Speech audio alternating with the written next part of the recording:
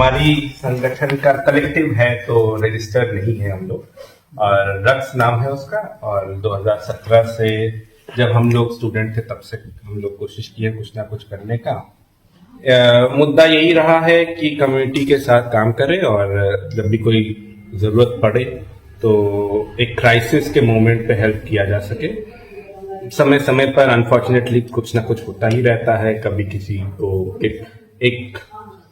किसी को बुला के मिनी किडनैप जैसा सिचुएशन क्रिएट किया जाता है, पैसे वैसे ऐंठा जाता है। एक केस हुआ था जिसमें एक लड़के की मृत्यु हो जाती है तो उसके पार्टनर को उसकी फैमिली वाले बहुत परेशान करते हैं, तो उनको बचाने का काम, ऐसे ही सब हम लोग क्राइसिस सिचुएशन में काम करते आए हैं। कोशिश ये रहती है कि यूनिवर्सिटी के जो फर्स्ट ईयर सेकेंड ईयर के बच्चे जब आते हैं उनसे हम लोग रीच आउट करें और कोशिश किया जाए कि जेंडर, सेक्सुअलिटी, मेंटल हेल्थ, ये 3 चीज़ों पे हम लोग बात करें। क्योंकि जब उनसे बात करते हैं और क्योंकि वो लोग बहुत सारे बच्चे आसपास के गांव से आते हैं तो उनसे बात करके फिर पता चलता है कि जब हम लोग का सेशन हो जाता है 1 घंटे का और वो लोग बाद में फिर हम लोगों को रीच आउट करते हैं और तब समझ में आता है कि किसी के साथ बचपन में कुछ गड़बड़ हुआ है, उसको अब रियलाइज हुआ है कि वो गड़बड़ था, तब तक उसने अपने दिमाग में वो दबा दिया, या उसकी यौनिकता क्या है वो उसको उस समय रियलाइज होता है कि मुझे कुछ अलग फील होता है। तो इसलिए हम लोग कोशिश करते हैं कि जो यंगस्टर हैं उनसे ज़्यादा से ज़्यादा बात किया जा सके। इसी के साथ हम लोग काम करते आए हैं। साथ ही में एक और संगठन है मानवाधिकार का, यूसीएल, उससे जुड़ा हुआ हूँ। वो राष्ट्रीय स्तर पर काम करता है। मैं यूपी का जनरल सेक्रेटरी हूँ, तो हम लोग यूपी का ध्यान रखते हैं। बस यही 2 काम बताने का प्रयास करें कि आखिर प्राइड परेड मतलब क्या होता है और एलजीबीटी समुदाय की मुख्य मांगे क्या है, और हम लोग इस प्राइड परेड या विभिन्न सारे गैदरिंग्स क्यों करते हैं जो कि हमारे लिए आवश्यक हो जाती है।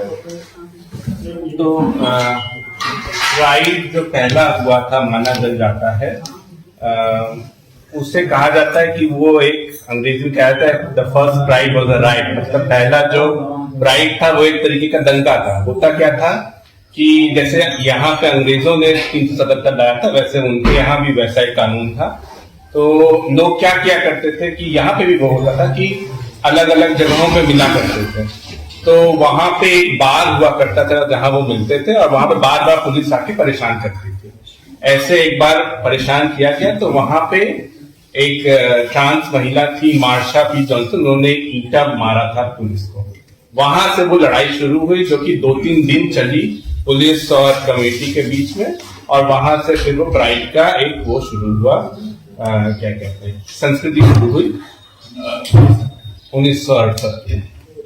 भारत में 1990 के बाद बहुत सारी चीजें एक के बाद एक हुई, तो कलकत्ता में पहली बार एक प्राइड निकाला गया जिसको फ्रेंडशिप वॉक कहा गया था, और उसमें 20 लोग के आसपास थे। उन्होंने एक पीली शर्ट पहनी थी जिसपे कुछ दोस्ती के अराउंड ही कुछ लिखा हुआ था, और कोशिश यही थी कि जितने भी लोग हैं उनको बताया जाए कम्युनिटी के बारे में, और वहां से भारत में ये शुरू हुआ। कोशिश ये होती है प्राइड की कि जो कम्युनिटी की अलग अलग मांगे हैं उनको वापस से बताया जाए, अपनी पहचान दर्ज कराई जाए उस जगह पे, और राजनीतिक तौर पे ये दिखाया जाए कि हमारी मांगे जो है और हम जो है वो, क्योंकि ये कहा जाता है कि आप तो बहुत कम है, तो कम है तो इसका मतलब ये नहीं है कि हमारी मांगे जो है वो बेकार है, वो एकदम सही है। एक उनमें से कुछ मांगे तो बहुत ही कानूनी तौर पर सही है, जैसे 2019 में ट्रांसजेंडर एक्ट जो आया, उसमें आप देखेंगे कि कानून में कैसे एकदम लीगली ट्रांसजेंडर लोगों को कमतर इंसान माना गया है। वो है कि आपके ट्रांसजेंडर लोगों के लिए अगर रेप होता है तो उसका ज्यादा से ज्यादा जो सजा है वो 2 साल की है और फाइन, जबकि आपके पास पहले से ही कानून थे रेप के, आप आसानी से उसके सेम लॉ को वहीं पे डाल सकते थे। और ये बात उठाई भी गई थी राज्यसभा में, और उस समय कहा गया 2019 में कि अभी पास हो जाने दीजिए और बाद में ये बदल जाएगा, बदला नहीं है अभी तक। इसके अलावा जब आईपीसी को बदल के भारतीय न्याय संहिता आया तो ये कहा गया कि जो पुराने कानून है उनमें बहुत सारी गड़बड़ियां हैं, उसको हटाने के लिए ये लाया गया। पर जो गड़बड़ियां वो थी उनको हटाने की जगह और गड़बड़ियां आ गई। उसमें से एक बहुत मुद्दा जो निकल के आता है वो है कि अगर किसी पुरुष के साथ रेप होता है तो पहले क्या था कि 377 जो था उसका इस्तेमाल हो जाता था, अब वो भी नहीं हो सकता नए कानून में। तो अभी दिल्ली में कुछ हफ्तों पहले एक बहुत ही विभत्स घटना हुई थी जिसमें एक उस लड़के की मौत तक हो गई। कोई प्रोसीजर नहीं है, किसी के साथ अगर ऐसा कुछ होता है वो पुलिस के पास जाएगा, पुलिस एक बार सुनेगी ही नहीं।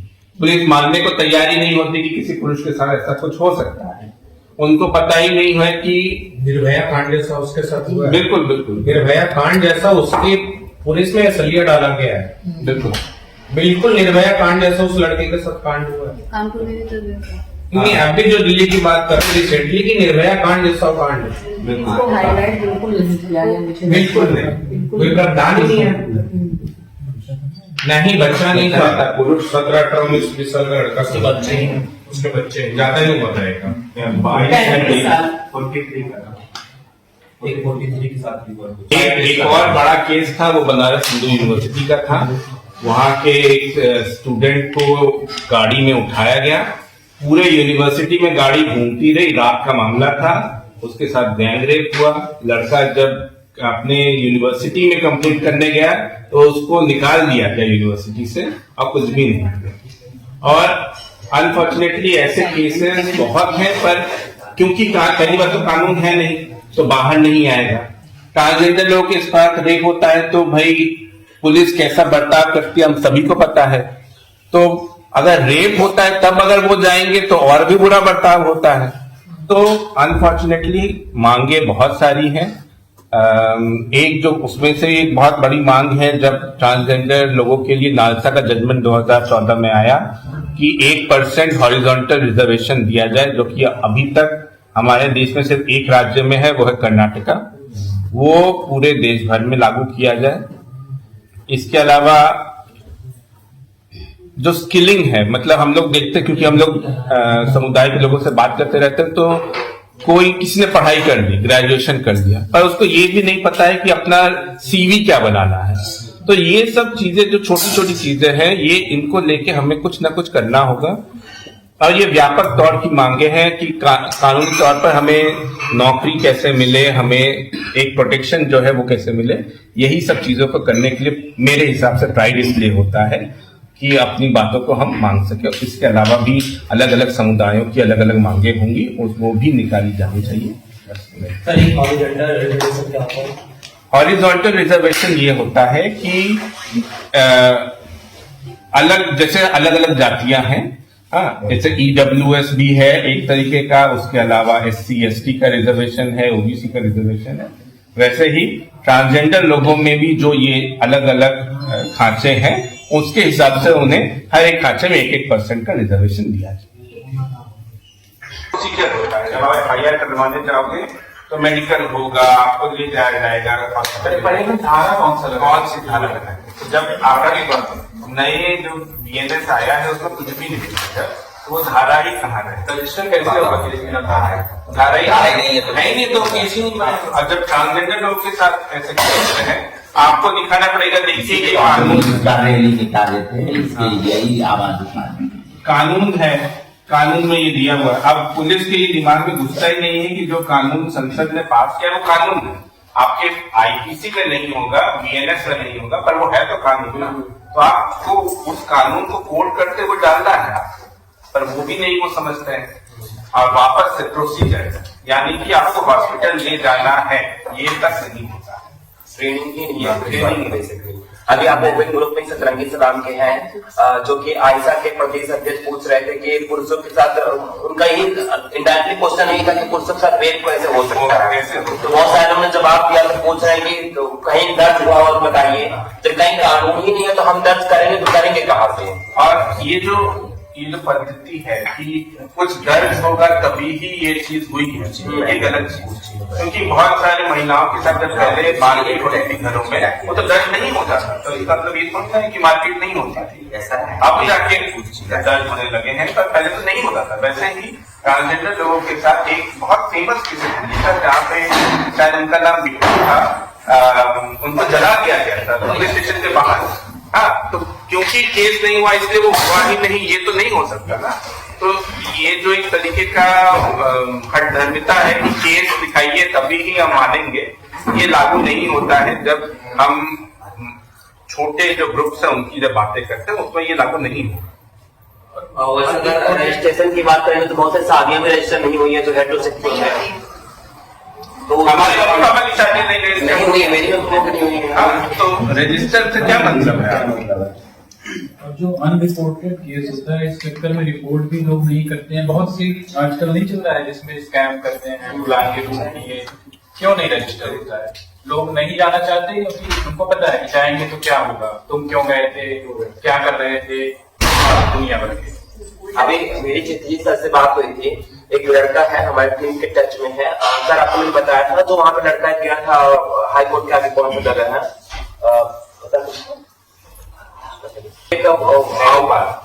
नहीं एक आउटर एरिया था जो तबेला टाइप का उसका घर था। तो वो बंदा उसको बुलाया मिलने के लिए, भाई डेटिंग ऐप है, नौजवान को डेटिंग टिंडर ग्राइंडर जो भी जिसका इंटरेस्ट है डेटिंग ऐप पे लोग मिलते जुलते हैं। उसमें कोई गलत नहीं है जब मिलने जा रहा था, और तो वो लड़का गया। अब वो जिसके मिलने गया था वहां पे 3-4 लोग और बुला के रखा था। अब उसके साथ मारपीट किया, उसका छीना झपटी किया, तो किसी तरह बच के भागा। अब हम जिससे भी अगर बोलने जाएंगे तो क्या बोलेगा, तुम डेटिंग ऐप क्यों चलाते हो, तुम क्यों मिलने गए हो।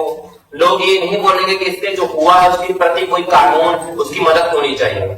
सब यही बोलेंगे कि लड़की गई क्यों थी, हाँ, उसको बुरा भला बताएंगे। तो ये सब क्या कर सकते हैं, कोई बताना चाहे? मेरे पास एक और ऐसे ऑर्डर आया था और किसी से मिलने गया कोई, तो जब वो अंदर घुसता है तो 2-4 लोग वीडियो बनाते हुए आते हैं, उससे 15,000 रुपए ट्रांसफर करवाते हैं। हम कहें कि अगर रिपोर्ट करना बताओ, तो बोलते हैं जिससे मिलने गए थे वो माइनर था। हम इतना सुनने के बाद बोले कि अब तो कुछ नहीं हो सकता, तो वो माइनर को रखे इसलिए कि कुछ कोई कर ना सके कि माइनर है और उसको में सीधे वो अंदर जाएगा और कुछ हो नहीं सकता। तो ऐसा भी होता है कि कोई ऑप्शन ही नहीं था वहां पे, ये रिपोर्ट करते हैं हम, अगर एफआईआर करेंगे तो ये वो है ना, क्योंकि उसमें देखो तो वो है ही नहीं, धारा है ही नहीं, है ना, किसी में देखो तो ये बहुत ज्यादा। बहुत से लोग तो बहुत निस्साई के चले आते करते नहीं। अब उनकी मजबूरी करेंगे तो घर से और रहने का आसानी छीन जाएगा। कहते हैं मम्मी पापा को बोला, भले ही और तो कुछ बात रह रहे हैं 22-23 उम्र का होगा फिर भी कहेंगे मम्मी पापा को बोला, मम्मी पापा से भैया कर जाऊंगा। ऐसे ही हमारा एक फ्रेंड है प्रोग्राम में काम कर रहा है, तो यहाँ से गया तो वो किसी से मिलने गया। अगर लोग एक ट्रांसजेंडर को अपने संस्था में शामिल करें, जॉब दे,